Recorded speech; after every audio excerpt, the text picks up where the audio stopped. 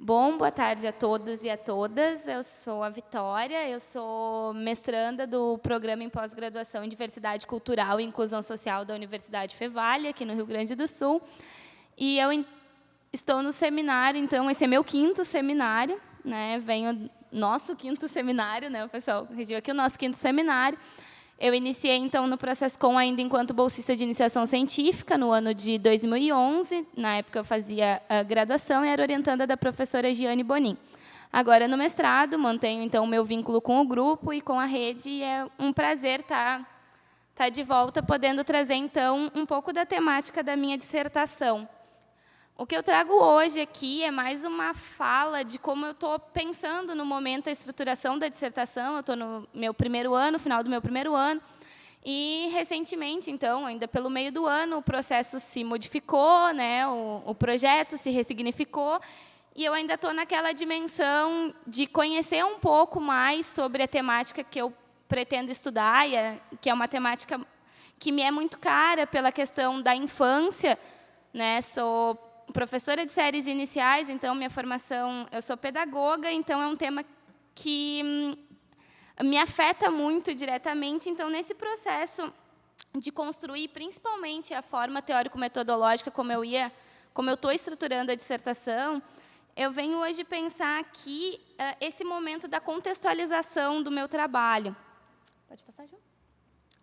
Então, o tema da minha dissertação é o casamento infantil no Brasil. Eu costumo comentar que eu não tenho exatamente um objeto, né? Eu tenho uma grande temática, né?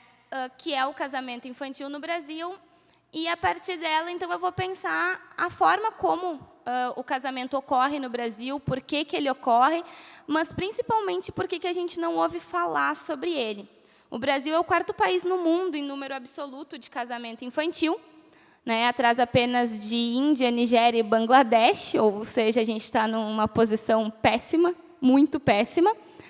E se a gente fosse pensar em todos aqueles valores notícias que a gente aprende na faculdade do jornalismo, a temática tinha que ser muito divulgada na mídia, porque ela vai abarcar todas aquelas instâncias de proximidade, de impacto social, de relevância, de ferimento aos direitos humanos, principalmente aos direitos humanos infantil, que vai entrar na nossa Constituição em 88, mas vai ser principalmente ratificado pelo Brasil após a Declaração Universal dos Direitos da Infância, em 1989. E aí, quando o Brasil lança o Estatuto da Criança e do Adolescente, em 1990, o primeiro país da América Latina a fazer algo do tipo, a gente começa a pensar, então, que a gente precisa pensar nos direitos da infância. E aí, onde é que está a mídia que não fala sobre uma temática tão importante quanto essa, né? E eu digo isso baseado, então, nesse processo de contextualização, que é o que eu estou vivendo no momento. Pode passar, João? Para estruturar a dissertação, eu fui iniciar, então, pelaquela pesquisa da pesquisa, né? Vamos ver o que está se falando sobre o casamento infantil, onde é que está o material. E aí, para minha surpresa, ele não estava nem na mídia, nem na academia. Eu fiz a pesquisa no banco de teses da CAPES, no banco da Compós, eu fui no banco da ANPED, que é a Associação Nacional das Pesquisas em Educação, e o tema não aparecia. A gente não tem o tema do casamento infantil no Brasil. Eu não tenho nenhum material bibliográfico referencial para embasar a minha dissertação. O único material que eu tenho é um documento lançado pela Unicef, a pedido da Unicef, feito para a instituição Promundo, que é um braço da Unicef no Brasil, onde eles contataram os professores da Universidade Federal do Pará e encomendaram uma pesquisa que fizesse, então, um mapeamento de como é que estava a situação no Brasil após os índices terem mostrado esse ranking tão elevado.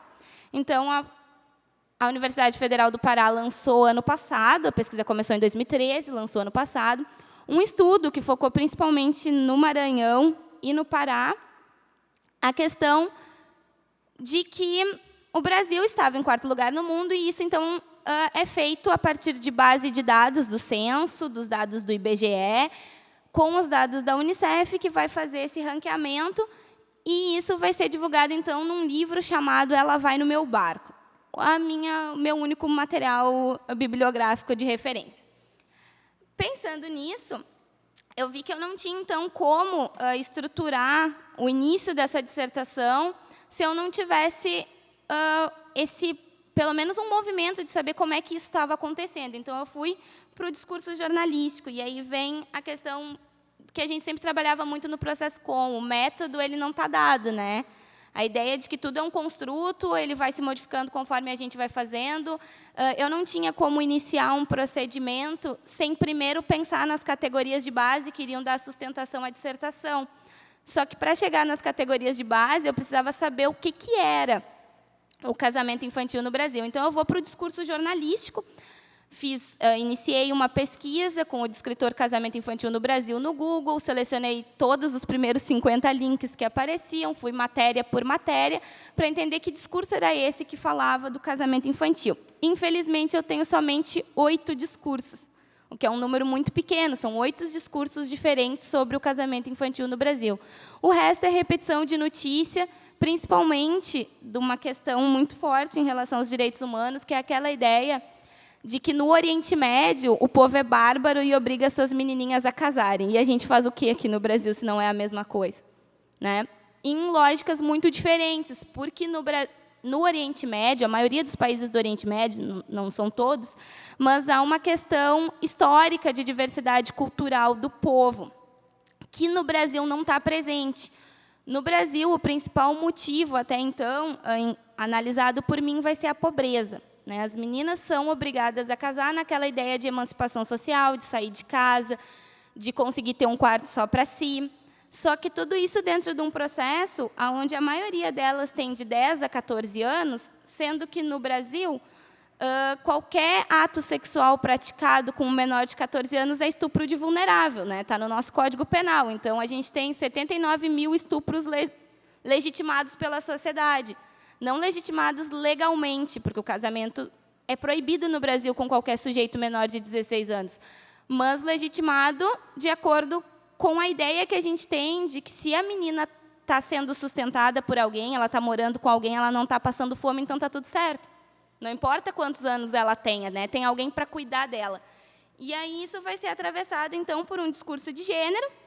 E aí eu vou montar, então, esse desenho do esquema sinóptico da problemática, que vai estar estruturado numa contextualização sobre a infância e em 3 grandes conceitos: direitos humanos e cidadania, identidade e a pobreza, todos eles sendo atravessados, então, por esse processo desse discurso midiático, por esse silenciamento midiático e esse silenciamento acadêmico.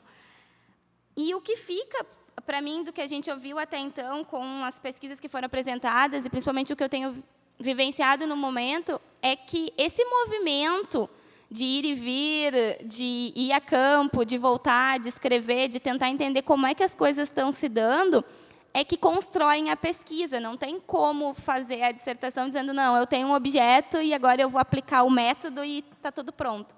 Não, ela está sendo construída, vagarosamente, num processo de eu escrevo um pouco, vejo que não é, retorno ao material empírico que eu tenho coletado, vou a campo novamente, tive a experiência com o estágio docência agora, numa turma de comunicação, onde consigo ver como é que os estudantes saem dos cursos de comunicação sem entender de direitos humanos, sem entender de gênero. Eu não tive disciplinas disso, então eles também não têm. Então, é muito palpável a forma como tem se dado a estruturação dos currículos, e, de repente, é uma coisa a vir se pensar. A gente fala bastante em procedimento, em técnica, mas que sujeito é esse que a gente tem formado ali na graduação, que está fazendo esse jornalismo de péssima qualidade que a gente tem visto ultimamente, sem ser os das mídias alternativas, mas um jornalismo que não é um jornalismo cidadão e que não é um jornalismo voltado para os direitos humanos. Bom, seria isso. Obrigada.